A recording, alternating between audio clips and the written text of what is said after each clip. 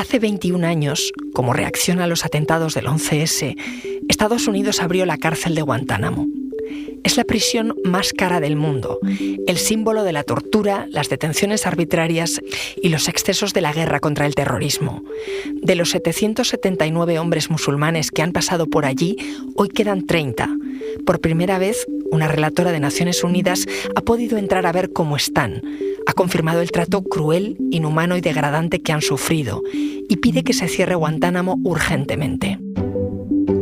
Soy Ana Fuentes. Hoy en El País, ¿quiénes quedan y cómo sobreviven en la cárcel de Guantánamo?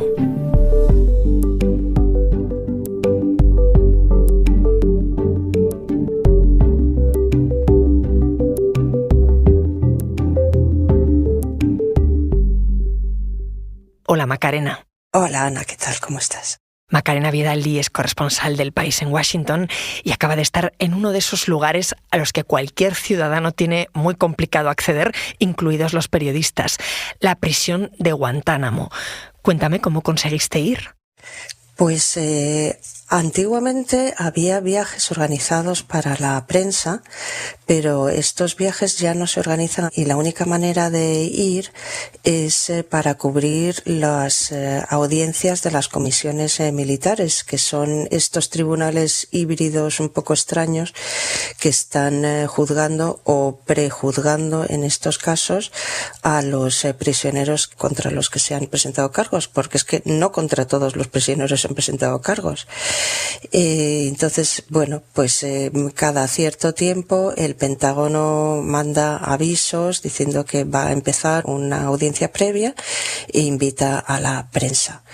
Entonces, bueno, pues tú te apuntas, es un proceso largo porque tienen que mirar que no tengas antecedentes, que no seas amigo de alguno de los terroristas de ahí, tal, que estés limpio, y eso, bueno, pues puede tardar un par de meses. Ahora te preguntaré por los detenidos que siguen allí, pero antes, sitúame exactamente Guantánamo.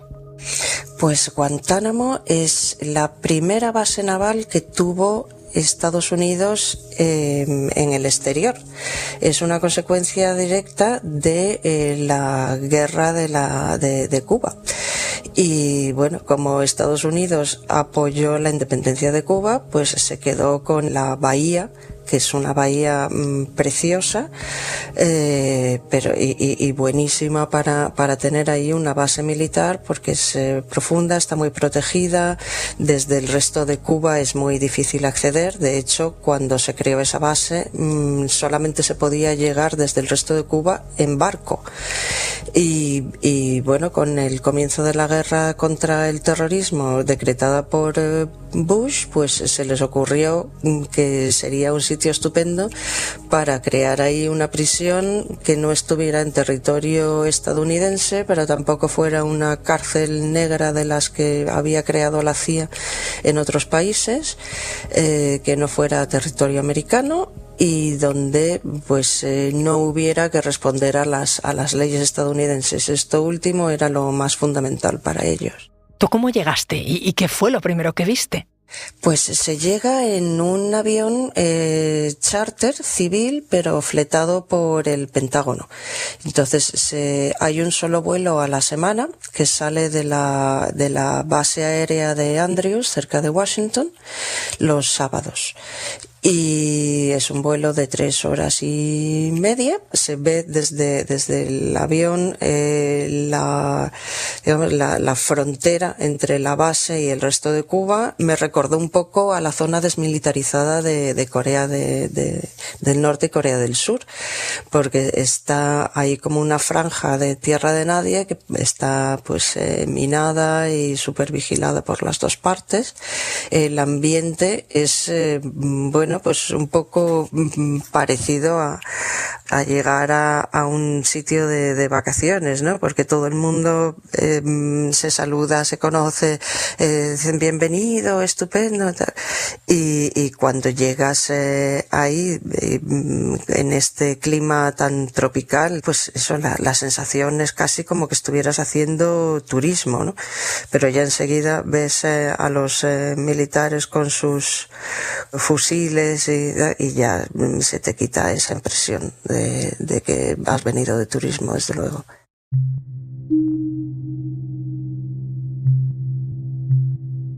Claro, me lo describes así y no parece que sea la prisión más controvertida del mundo. No, y porque esa es un poco la impresión que se quiere crear, ¿no?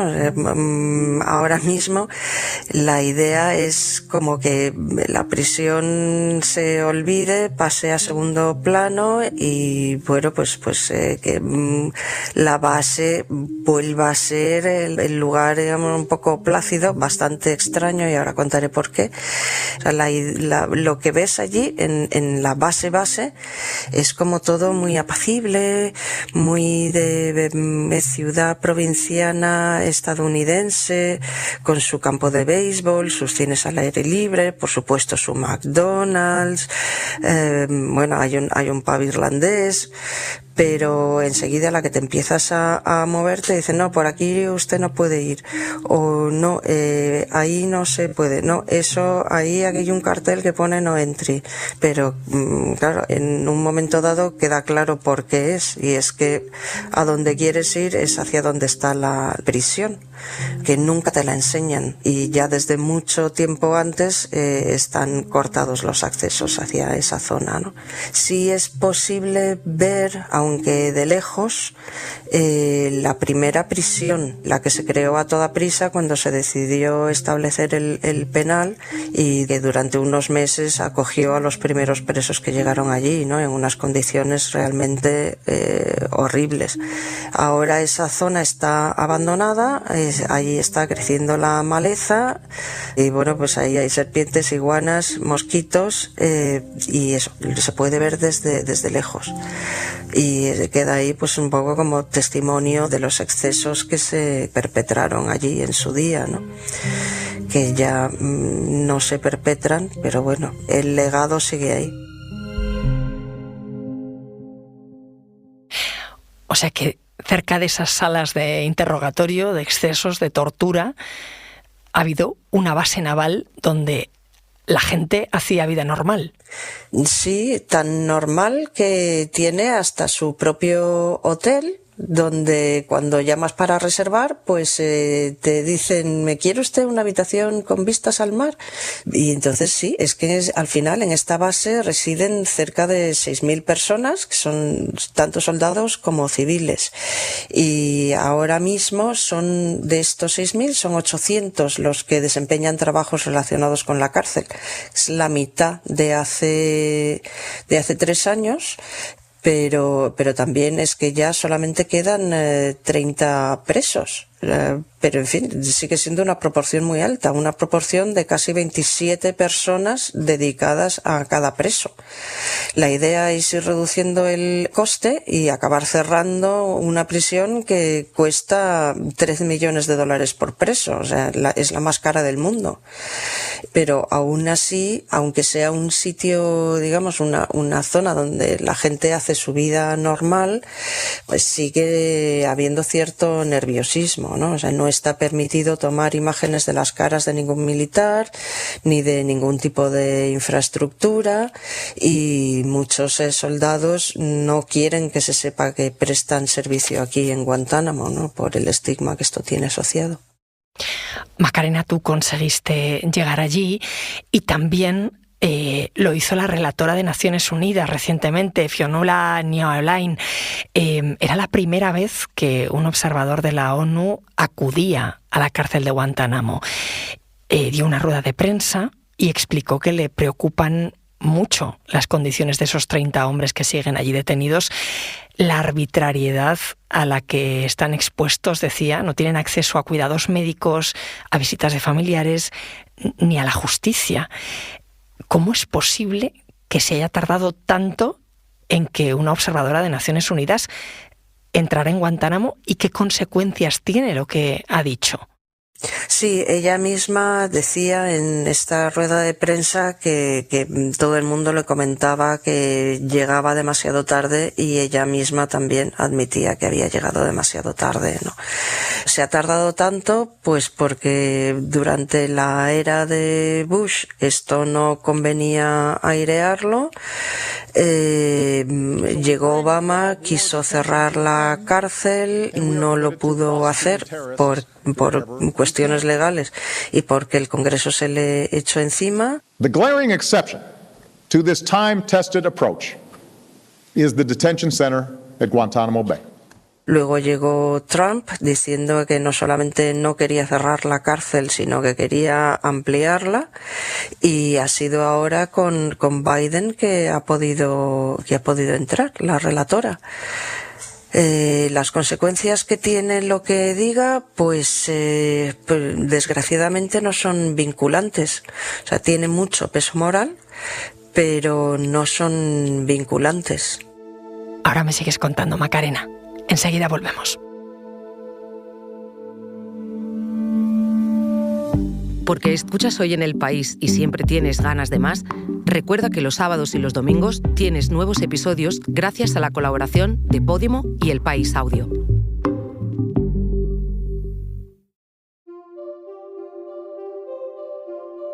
Macarena, ¿cómo terminó Estados Unidos construyendo su prisión de máxima seguridad en Cuba? Pues Ana, es que tienes que acordarte del momento tan particular en el que se crea esta cárcel, este penal, que fue inmediatamente después de los atentados del 11 de septiembre. Estados Unidos se sentía golpeado, noqueado, enfurecido, asustado por la posibilidad de que pudiera haber otros atentados parecidos. Era un momento de mucha confusión, y donde lo que se quería era buscar la revancha contra quienes hubieran podido perpetrar este tipo de atentados, que no solamente fue el 11S, o sea, está también su precedente, que es el atentado contra el destructor Cole en aguas frente a Yemen.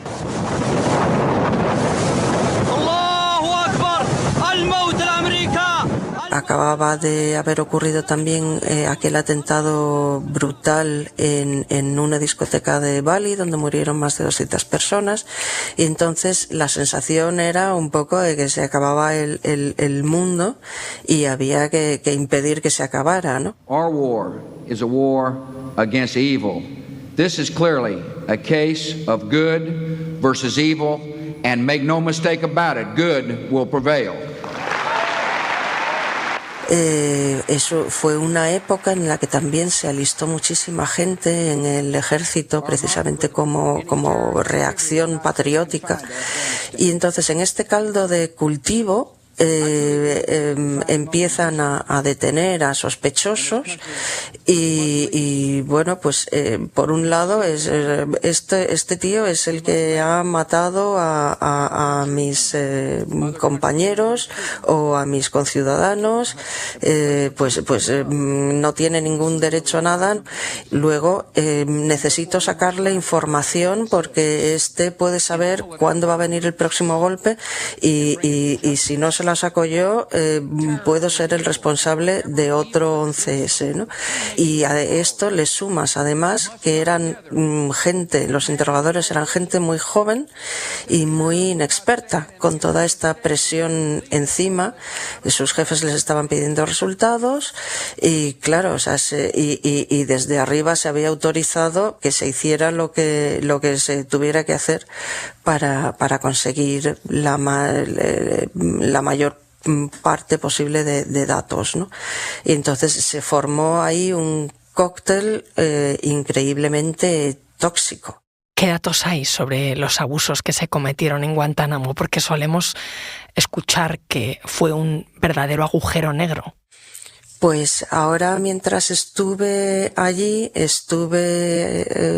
presenciando una audiencia preliminar contra Abdel Mansur al-Nashiri, que es el supuesto autor material del atentado contra el destructor Cole que mencionaba antes. Y este señor pues denuncia, y bueno, está comprobado, que mientras estuvo detenido en cárceles negras de la CIA, pues estuvo sometido a todo tipo de vejaciones, simulaciones de ahogamiento, simulación de una ejecución, golpizas, violaciones anales, amenazas de que iban a violar a su madre delante suya.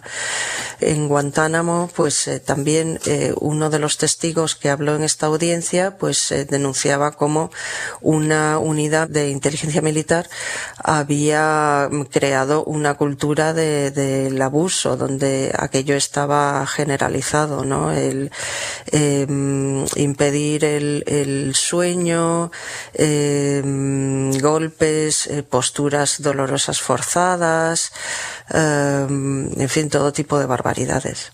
Tú además has hablado con abogados que están trabajando en los casos de detenidos allí. ¿Qué te contaban? Pues se quejan de que el sistema no tiene las garantías que podrían tener en territorio estadounidense, ¿no? Las comisiones militares no son una extraña combinación civil y militar, sin las garantías propias de un juicio en Estados Unidos. This is a system not to have any of the safeguards. Este señor al que acabamos de oír es Anthony Natale, que es el abogado de al-Nashiri. No se oye muy bien porque mientras estábamos haciendo la entrevista estábamos cenando y entonces, bueno, pero lo que viene a decir es lo que os contaba, ¿no? Que tienen que estar constantemente luchando para que les den los materiales que necesitan, las pruebas, ellos lo llaman descubrimientos, discoveries, para poder presentar un caso en favor de su cliente, ¿no? Este señor lleva desde 2019 defendiendo al-Nashiri, y bueno, y no sabemos cuánto más tiempo va a seguir, porque son unos juicios que, como son tan peculiares, pues continuamente se van aplazando, se van posponiendo, aparecen nuevos datos, y entonces, bueno, pues muchos presos de los que quedan allí ya piensan que morirán en el penal de Guantánamo. Han sido más de 20 años de esta prisión abierta en la isla de Cuba. Este penal lo abre, como contabas, George Bush, pero después han venido otros presidentes con perfiles muy distintos: Barack Obama, Donald Trump, ahora Joe Biden. ¿Qué dice hoy el gobierno estadounidense para justificar Guantánamo? Pues Biden, como Obama en su día, ha prometido quiere cerrarla, pero el problema es que es complicado. Hay 30 presos en situaciones muy diferentes. Hay algunos que están a la espera de juicio, como al-Nashiri o como Khalid Sheikh Mohammed, el considerado cerebro del 11S, pues a estos se les quiere juzgar y que si se les declara culpables, pues que cumplan su pena en Guantánamo. Pero hay otros que están ya cumpliendo su pena, y cuando la cumplan pues saldrán y se les deportará, pero hay unos cuantos a los cuales se les ha dicho que no hay cargos contra ellos, y que pueden abandonar Guantánamo. El problema es que no los quiere nadie. y que no pueden volver a sus países porque ahí pues correría peligro su vida, pero otros terceros países pues no aparecen para acogerlos. Durante el mandato de Biden ya han sido 10 los que han podido recolocarse en otros países con mayor o menor éxito. El último ha sido en abril, que lo han enviado a Argelia. Y bueno, pues a ver si consiguen que los que quedan también puedan ir a algún país que los quiera acoger. Macarena, al final Estados Unidos sigue apareciendo en las clasificaciones como una democracia, porque un sistema político democrático desgraciadamente es compatible con violaciones de derechos en Guantánamo. Así es. Bueno, uno de los testigos que participaba en esta audiencia y que él formó parte del equipo de investigación sobre Al-Qaeda y estuvo destinado en Guantánamo en lo peor de aquellos años, ¿no? En Mark Fallon. Y este hombre me contaba, entre otras cosas, que claro, que es que Guantánamo ha servido de bandera para el enganche de terroristas en los grupos más radicales, ¿no? Islámicos, y que bueno, pues ha servido para que Estados Unidos pierda prestigio y autoridad moral a la hora de hablar de la defensa de derechos humanos, y esto me temo que es incontestable. Efectivamente es así. Y hay una cosa que también me dijo Mark Fallon que me llamó mucho la atención, porque creo que tiene toda la razón del mundo. ¿Qué te dijo? Pues me dijo que la cárcel de Guantánamo no sigue abierta por lo que esta gente nos ha hecho a nosotros, sino por lo que nosotros le hemos hecho a esta gente. Macarena, gracias. Gracias a ti, Ana.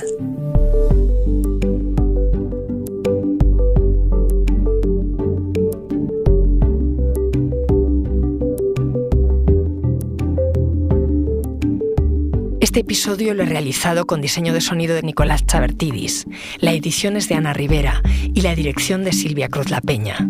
Soy Ana Fuentes y esto ha sido Hoy en el País. Mañana volvemos con más historias. Gracias por escuchar.